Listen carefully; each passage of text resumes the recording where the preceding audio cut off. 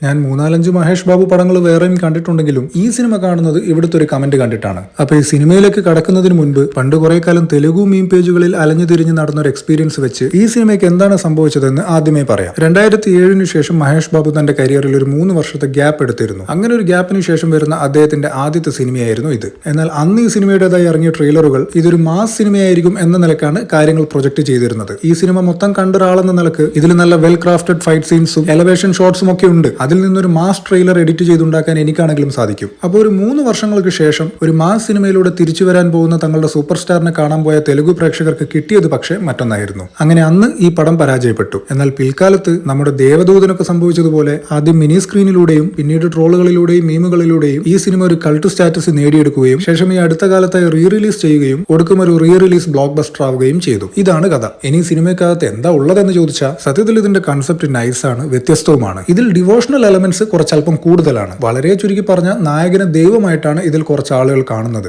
എന്നാൽ അവർക്ക് നായകനോടുള്ള സമീപനം കാണുമ്പോൾ നമ്മുടെ നായകൻ തന്നെ ഇതെന്തു കോപ്പ് എന്ന നിലക്കാണ് പെരുമാറുന്നത്. എന്ന് വെച്ചാൽ അങ്ങനെയുള്ള ഡയലോഗുകൾ കേൾക്കുമ്പോൾ എക്സാക്ട്ലി നമുക്ക് എന്താണോ തോന്നുന്നത് അത് തന്നെയാണ് ഇതിൽ നായകനും പറയുന്നത്. എന്നാൽ പതിയെ പതിയെ കാര്യങ്ങൾ മാറുകയാണ്. എന്റെ എല്ലാത്തിനും ഒടുക്കം കാര്യം വിശ്വാസത്തിന്റെ പുറത്താണ് കെട്ടിപ്പടുത്തതെങ്കിലും നടക്കുന്ന കാര്യങ്ങൾക്ക് ഒരു ലോജിക്കലായുള്ള ഒരു എക്സ്പ്ലനേഷൻ ഈ സിനിമ നമുക്ക് തരുന്നുണ്ട്. അത് തന്നെയായിരുന്നു ഇതിന്റെ ഏറ്റവും യൂണീക്ക് ആയിട്ടുള്ള ഭാഗം. ഒടുക്കം ദൈവമായ എന്നാൽ സാധാരണക്കാരനായ നമ്മുടെ നായകൻ അയാളെ ദൈവമായി കണ്ട ആളുകളുടെ പ്രശ്നം പരിഹരിച്ചു കൊടുക്കുന്നു. സംഗതി തീർച്ചയായും ഇൻട്രസ്റ്റിംഗ് ആണ്. പക്ഷേ ഈ സിനിമ നിങ്ങൾക്ക് സജസ്റ്റ് ചെയ്യുമ്പോഴുള്ള എന്റെ പരിമിതി എന്താണെന്ന് വെച്ചാൽ ഏതാണ്ട് 4-5 പാട്ടുകൾ ഈ പടത്തിൽ വരുന്നുണ്ട്. എല്ലാം നല്ല ഒന്നാം തരം അൺനെസറി സോങ്സ്. പിന്നെ അവിടെ ഇവിടെ ഫോഴ്സ്ഡ് കോമഡീസും. ഞാനിവിടെ പുതുതായിട്ടൊന്നും പറഞ്ഞിട്ടില്ല. മേൽ പറഞ്ഞ 2 കാര്യങ്ങളും ഏതാണ്ട് 2010 കാലഘട്ടത്തിൽ ഇറങ്ങിയ എല്ലാ തെലുഗു സിനിമയുടെയും ഒരു ശാപമാണ്. എനിവേസ്, നിങ്ങൾ ഇത് കാണുകയാണെങ്കിൽ മലയാളം തന്നെ കാണാൻ ശ്രമിക്കുക. തുടക്കം ഒരു പക്ഷേ ചിലപ്പോൾ നിങ്ങൾക്ക് മടുപ്പായി തോന്നാം. പക്ഷേ ഓരോ കഥാപാത്രങ്ങളുടെയും ലക്ഷ്യം നിങ്ങൾ തിരിച്ചറിയുന്നത് മുതൽ നിങ്ങൾ ഇതിന്റെ എൻഡ് തേടി പോകും.